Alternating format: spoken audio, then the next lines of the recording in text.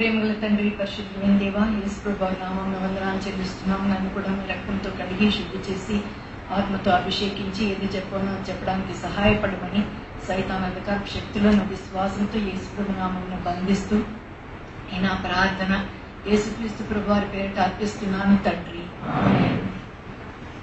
నేను ఒక first youth క్యాంప్కి నేను ఇక్కడ లేను. నేను అసలు అప్పుడు ఇక్కడికి రాను కూడా రాలే, రక్షణ కూడా నేను పొందలేదు. కానీ నా సాక్ష్యం చెప్పేమన్నారు కనుక నేను షార్ట్గా నా సాక్ష్యం చెప్పేస్తాను. నేను ఒక హిందూ కుటుంబంలో జన్మించినాను. చిన్నప్పటి నుంచి దేవుని చూడాలని చాలా ఆశ, దేవునితో మాట్లాడాలని. కానీ ఎంత పూజలు చేసినా ఏమీ తృప్తి లేదు. పైగా చిన్నప్పటి నుంచి ఎవరైనా చచ్చిపోతే ఇంట్లో ఎట్లబ్బా ఈ మరణం అనే దాన్ని ఎట్లా ఫేస్ చేసేది చాలా నాకు భయం వేస్తుంది. ఈ భయంతోనే ఉండేదాన్ని. కానీ స్కూల్ ఫైనల్కి వచ్చినప్పుడు నాకే ఒక చిన్న వ్యాధి, ఈనాటికి కూడా అది ఏమని కూడా నాకు తెలీదు. కాబట్టి ఒకటి మరణ భయాలతోనే నేను చదువుకున్నాను. నేను తప్పక ఫెయిల్ అవుతా అనుకున్నా కానీ అద్భుత రీతిగా నేను పాస్ అయితే అయినాను. ఆ టైంలో నేను చనిపోకూడదు, చనిపోతే చాలా సీరియస్ గా ఆలోచించి చనిపోతే ఎక్కడికి పోతాను అని అనుకుంటే ఇన్ని దేవతల్ని మొక్కుతున్నా ఒకరితో సంతోషంగా యుగ యుగాలు ఉంటానన్న నమ్మకం నాకు లేనే లేదు. ఒకటే చీకటి భయము మరణం అంటే. కాబట్టి నేను ఆ దేవుళ్లకు వేడుకునేది, అయ్యో దేవా నన్ను సంపద్దని వేడుకునేదాన్ని. అయితే ఎట్లా ఈ మెట్రిక్ పాస్ అయిపోయినాను. మళ్ళీ నేను ప్రీ యూనివర్సిటీ కూడా ఇట్లా మరణ భయాలతోనే నేను చదివినాను. కానీ అక్కడ కూడా దేవుని కృప ద్వారానే మంచి మార్క్స్ వచ్చినాయి. కానీ నా మార్క్స్ వల్ల కానే కాదు, కానీ కేవలం దేవుడే నాకు కర్నూలు మెడికల్ కాలేజ్ లో సీట్ వస్తే అక్కడికి పోయినా. అక్కడ నాకు ఒక ఫ్రెండ్, తను వాళ్ళు రెడ్డిస్, నాకంటే ఎక్కువ భక్తిగా ఉండేది హిందూయిజంలో. కానీ తను ఒక రోజు డాక్టర్ రూత్ అని మీరు విన్నట్టు, రూత్ క్రిస్టోఫర్, తను వచ్చి నాకు చెప్తే మన వాళ్ళు కాదంటే యేసుప్రభువే నిజమైన దేవుడు అంటే ఈ లోకంలో. నాకు షాక్ కొట్టింది. ఏంటి మనవాళ్ళు కాదా నిజమైన దేవుడు, యేసుప్రభువే అన్నారు అని. ఆయన నేను అనుకున్నా, అయ్యో తిరుపతి దేవుని కంటే గొప్పవాడు అయినా అని అనుకొని నేను వద్దబ్బా మన దేవుళ్ళనే నేను మొక్కుతాను అని చెప్పినాను. అయితే తనని నేను రక్షణ పొందినా తప్పకుండా స్వర్గానికి పోతాను అంటే, రక్షణ అంటే ఏమి అని అడిగినాడు. రక్షణ అంటే యేసు ప్రభు తన రక్తంతో ఉన్న పాపాలు కడుగుతాడు, స్వర్గం చేరుస్తాడు అంటే, నేను ఈ యేసు ప్రభు ఏంది నన్ను స్వర్గం చేర్చేది, మాకు నేరుగా టికెట్లు ఉన్నాయి స్వర్గానికి పోవడానికి అని నేను అట్లా అనుకున్నాను. కానీ ఇట్లా మేము వాదించిన కొన్ని రోజులకంతని చెత్తపుట్ట దగ్గర బయట ఒక చిన్న పేపర్ కాగితం పడింది. అప్పుడు ఒక పెద్ద రాజకీయ నాయకుడు చదివితే, అయ్యో పాపం ఈయన ఎక్కడిపోయినాడు, దేవుడిని నమ్ముకోడంట కదా అని, ఈయన స్వర్గమా నరకమా అని అనుకుంటూ ఈ పేపర్ ఇట్లా తీస్తే దాంట్లో అది నాకు బైబిల్ వర్షన్ తెలియదు. నేను బైబిల్ చూడనే లేదు నా జీవితంలో. కానీ అది బైబిల్ వర్షన్ కూడా నాకు తెలియదు. కానీ ఆశ్చర్యంగా ఫస్ట్ లైన్ లోనే బైబిల్ వర్స్ లో నా 2 హృదయ ప్రశ్నలకు జవాబు ఉంటే, అప్పుడు నేను అబ్బా ఎవరు ఈ దేవుడు, హృదయం లోపలికి తొంగి చూసి ఉండేదంతా నా సంగతులు కనుక్కుంటున్నాడు, ప్రశ్నలు సందేహాలని పైగా ఆన్సర్ కూడా ఇస్తున్నాడు ఇంత చిన్న కాగితంలో. ఎవరబ్బా ఈ దేవుడు, నాకు ఎప్పుడు హిందూయిజం బుక్స్ అంతా కొంచెం చదివిన, రామకృష్ణ, వివేకానంద అని చదివినా కానీ ఎప్పుడు ఇట్లా చదివి ఎవరబ్బా ఈ దేవుడు అని. ఇంకా కింద చదివితే బైబిల్ అని. అప్పుడు నాకు ఆ అమ్మాయి చెప్పిన జ్ఞాపకం వచ్చింది, నిజమైన దేవుడు, జీవం గల దేవుడు అని ఊరికే చెప్పేస్తాను. అప్పుడు నేను అమ్మా యేసు ప్రభులో ఆగినంత సత్యం ఉంది, నేను ఏదో క్రైస్తవ అవతారంలో ఈయన అనుకుంటూ నేను పోయేదాన్ని. ప్రతి రూమ్ లో మా స్కూల్లో క్రాస్ ఉంటుంది, దాని మీద సిల్వర్ మీద యేసు ప్రభు. అయితే నేను అనుకున్నాను ఏదో క్రైస్తవ దేవుడు ఈయన. అసలు నాకు ఆ సిల్వ మీద ఆయన చచ్చిపోయింది కూడా నాకు తెలీదు. ఆ రక్తపు బొట్లు అదంతా కూడా నేను గమనించినాను. ఏందో క్రైస్తవ అవతారం అంటే ఇంక ఇంతే అని అనుకుంటే నేను వెళ్ళిపోయేదాన్ని. అయితే అప్పుడు నేను అనుకున్నా, అబ్బా ఆగినంత సత్యం ఉంది యేసు ప్రభులో అని ఫస్ట్ టైం నా జీవితంలో ప్రభు గురించి అట్లా అనుకున్నాను. మళ్ళీ తను సాధు సుందర్ సింగ్ గారు సాక్ష్య పుస్తకం ఇస్తే అది చదివాను. అప్పుడు ఆయన వేద పండితుడు, ఆయన ఇట్లా ప్రభుని తెలుసుకున్నాడు. అప్పుడు నేను అరే ఎవరు ఈయనకు డబ్బులు బట్టలు ఇచ్చి క్రిస్టియన్ గా మార్చలేదు, దేవుడే యేసు ప్రభువే ఇచ్చి సాక్షాత్తు ప్రభువే దిగి వచ్చి క్రిస్టియన్ గా క్రైస్తవంగా మార్చాడు కనుక దీంట్లో ఏమీ మోసం లేదు. ఎందుకంటే ఈ క్రిస్టియన్ మతం అంతా ఒట్టి మోసాలని మేము విన్నాం. కాబట్టి నాకు ఇష్టమే లేదు ఈ మతం అంటే, ఎంత నీచ జాతి అనుకునేదాన్ని. అయితే అక్కడ నేను అనుకుని ఎవరు ఈయనకు డబ్బులు బట్టలు ఇవ్వలేదు, కానీ యేసు ప్రభువే వచ్చి క్రైస్తవంగా మార్చినాడు. కనుక దీంట్లో ఏదో సత్యం ఉంది, దీంట్లో ఏమీ మోసం లేదు అని అనుకుని నేను అనుకున్నా, ఈయనకి కనపడిన దేవుడు నాకు కనపడితే నేను కూడా యేసు ప్రభువుని నమ్ముకుంటాను అని అట్లా అనుకున్నాను.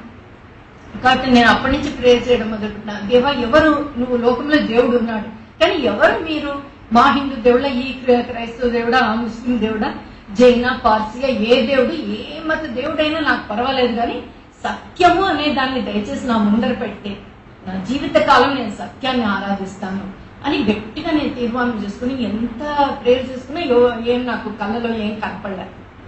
అప్పుడు కడకు పబ్లిక్ ఎగ్జామ్స్ వచ్చింది. ఇంకా అప్పుడు నేను ఒకరోజు నాకు ఎంతో మనశ్శాంతి లేకుండా అయిపోయింది. ఎట్లన్నా సత్యం తెలుసుకుని 2 దేవుళ్ళని ఇట్లా హిందూయిజం అట్లా ఈ యేసు ప్రభు మొక్కుతున్న ఎవరు సత్యం అబ్బా అని ఎట్లా సత్యాన్ని తెలుసుకునేది అని ఆలోచిస్తూ నేను చాలా మనసు కష్టంగా ఉంది. అప్పుడు సడన్ గా ఒకటి జ్ఞాపకం వచ్చింది, ఆ అమ్మాయి చెప్పింది బైబిల్లో నుండి దేవుడు మనతో మాట్లాడతాడు అని. ఆ ఒక్క సెంటెన్స్ జ్ఞాపకం వచ్చి నేను అప్పుడు తనే ఇచ్చిన బైబిల్ ఉంది. అప్పుడు నేను అన్నాను, దేవా మరి ఎందుకు నాకు ప్రత్యక్షం కావడం లేదు, ఏదో ఈ బైబిల్లో నుంచి చదువు మీరు మాట్లాడతారంటే దయచేసి నాతో మాట్లాడితే చాలు. 2 ప్రశ్నలు, ఒకటి ఎవరు నిజమైన దేవుడు ఈ లోకంలోనే చెప్పండి, రెండోది ఈ అమ్మాయి ఇప్పుడు పాపక్షమాపణ లేకుండా ఉంటే స్వర్గం లేదు అని చెప్పేది. ఈ పాపక్షమాపణ ఏందో నాకు తెలియదు, నేను పాపినని అంతకంటే నాకు తెలియలేదు. కాబట్టి నేను తండ్రి ఏందో ఈ పాపక్షమాపణ లేకుండా స్వర్గానికి పోవడానికి లేదంట, నాకైతే ఏం అర్థం కావడం లేదు, కానీ నాకు ఒక్కటే ఒకటి, నేనైతే నరకానికి పోను, నేను తప్పక స్వర్గానికే పోలేదేమో. మరి స్వర్గానికి పోవాలంటే ఏందో ఈ పాపక్షమాపణ లేకుండా పోవడానికి లేదు. నా ఫ్రెండ్ చెప్తుంది పాపక్షమాపణ ఏందో తెలీదు, నేను పాపినని నాకు తెలియదు, ఎట్లా దేవా నాకు ఈ పాపక్షమాపణ అనేది ఏదో నాకు ఇవ్వడానికి నీకు ఇష్టం ఉందా లేదా, నాకు ఇస్తారా లేదా అని నాకేం తెలియదు. అసలు సిలువలో ఆయన ఏం చేసినాడు అనేది తెలీదు, నా కొరకు మరణించడం ఏమి నాకు తెలియకుండానే నేను ఊరికే ప్రభా దయచేసి ఆ పాపక్షమాపణ ఏందో నాకు ఇస్తారా ఇవ్వరా, మీకు ఇష్టం ఉందా లేదా దయచేసి నాకు చెప్పండి అని నేను వేడుకున్నా. బైబిల్ కూడా రాదు చదవడం, కాబట్టి ఇట్లా ఒక లాటరీ లాగా ఇట్లా తెరుస్తారు. ఫస్ట్ ఎక్కడ నా కళ్ళు పడతాయో ఆ చిన్న స్థలంలో నుండి నా ప్రశ్నకు 2 ప్రశ్నలకు జవాబులు ఉంటే అప్పుడు సరే ఈయన కొంచెం శక్తి ఉంది ఈయనకు, మరి దాన్ని బట్టి ఆ ఆన్సర్ని బట్టి నిజమైన దేవుడు అని అనుకుంటా. ఒకవేళ మొదటి చూపులో కనుక నా ప్రశ్నకు జవాబులు లేకుంటే అయ్యో ఇంత చిన్న పరీక్షలో పాస్ కాలేని దేవునికి శక్తే లేదు, కాబట్టి ఈయన నిజమైన దేవుడు అయ్యే ఉండడు యేసు ప్రభు అని నేను అనుకుంటాను దేవా అని చెప్పి నేను బైబిల్ తెరిస్తే అప్పుడు యెషయా గ్రంథం 54:9-10లో నా కళ్ళు పడింది. లాస్ట్ పార్ట్ మాత్రం నాకు అర్థమైంది. నేను నీ మీద ఫస్ట్ నాకేం అర్థం కాలేదు, నోవహు కాలంలో జల ప్రళయం గురించి చేయనట్లు నేను చేసేదను, జలములు భూమి మీదకి ఇకను పొరులు రావని నేను ఒట్టు పెట్టుకున్నట్లు, నీ మీద కోపంగా ఉండనని నేను గద్దింపనని నేను ఒట్టు పెట్టుకుని ఉన్నాను, పర్వతములు తొలగిపోయినను మెట్టలు తత్తరిల్లినను నా కృప నేను విడిచిపోదు, సమాధాన విషయమైన నా నిబంధన తొలగిపోదు అని నీ యందు జాలిపడి యెహోవా సెలవిస్తున్నాడు అని వచ్చింది. అయితే నాకు నోవా తెలీదు, ఎవరు ఈ జలప్రళయం ఏంది అని ఇట్లా ఆలోచిస్తుంటే ఒక చిన్న స్వరం వినపడింది, నువ్వు నీ జీవితంలో చాలా తప్పులు చేసినావు అని. అప్పుడు అంతవరకు గర్వంగా అసలు నేను ఏ తప్పులు చేయలేదు, పాపమే చేయలేదు అని అనుకున్న దాన్ని నేను చిన్నప్పటి నుంచి చూసిన సినిమాలంతా నాకు గుర్తుకొచ్చింది. అబ్బా ఎన్ని సినిమాలు చూస్తాను దేవా, నేను సినిమాలు మాత్రమే కాదు దేవా, నేను ఇంకా చాలా తప్పులు చేసినా, నాకు తెలియక నేను నా తప్పులు ఒప్పుకున్న వెంటనే నాకు ఇది అర్థమైంది, నీ మీద కోపంగా ఉండననియో నేను గద్దింపననియో నేను ఒట్టు పెట్టుకుని ఉన్నాను. కాబట్టి నాకు దేవుడు పాపక్షమాపణ ఇచ్చినట్లు అర్థమైంది. మళ్ళీ 54 యెషయా గ్రంథం 54:10లో ఆఖరిలో అని నీ యందు జాలిపడి యెహోవా సెలవిచ్చుతున్నాడు. యెహోవా నామం అక్కడ ఉంది కాబట్టి నేను అప్పుడు ఫస్ట్ ఇంగ్లీష్ చదివినా, కానీ దాంట్లో లార్డ్ అని ఈ ఇంకా మిగతా అంటే ఈ హిందూ దీంట్లో అంతా లార్డ్ పక్కన ఏదో ఒకటి ఉంటుంది. ఇది లార్డ్ అంటే ఇది ఆయన పుస్తకం కాబట్టి ఇది ఆయనే అనుకున్నా, కానీ మళ్ళీ తెలుగు చూస్తే స్పష్టంగా యెహోవా అనే నామం ఉంది. కాబట్టి నా 2 ప్రశ్నలకు జవాబులు వచ్చింది. అప్పుడు నేను మోకరించి చెప్పినాను, దేవా నా చిన్న పరీక్షలో మీరు పాస్ అయినా నాకు ఇదే చాలు, కాబట్టి సర్వలోకంలో మీరే నిజమైన దేవుడని. ఎందుకంటే అప్పటికే నన్ను పరిశుద్ధాత్మ దేవుడు ఆకర్షిస్తూ వచ్చినాడు, అది లాస్ట్ ఊరికే అష్యూరెన్స్ నిర్ధారణ అన్నమాట, ఈయన నిజమా లేదా అని. అట్లా దేవుడు నాకు ప్రూఫ్ ఇచ్చినాడు ఆయన సత్యమని. వెంటనే నేను సర్వలోకంలో నిజమైన దేవుడని సంపూర్ణంగా ఒప్పుకుంటున్నాను, హృదయపూర్వకంగా నమ్మిన. వెంటనే ప్రళయం లాగా గొప్ప సంతోషం వచ్చింది. రెండవది గొప్ప మనశ్శాంతి వచ్చింది. మా ఇంటి వాళ్ళ మరణ భయాలంతా పోయింది. మూడోది ఎవరో నీళ్లు పోసి నా హృదయాన్ని కడుగుతున్నట్లు పాపాల భారాలంతా దొరికిపోయి తేలిగ్గా పవిత్రంగా అవుతుంది. ఏమో అవుతుంది నా హృదయంలో అని నాకు ఏం జరుగుతుంది, నాకు అప్పుడు పరిశుద్ధాత్మ దేవుడు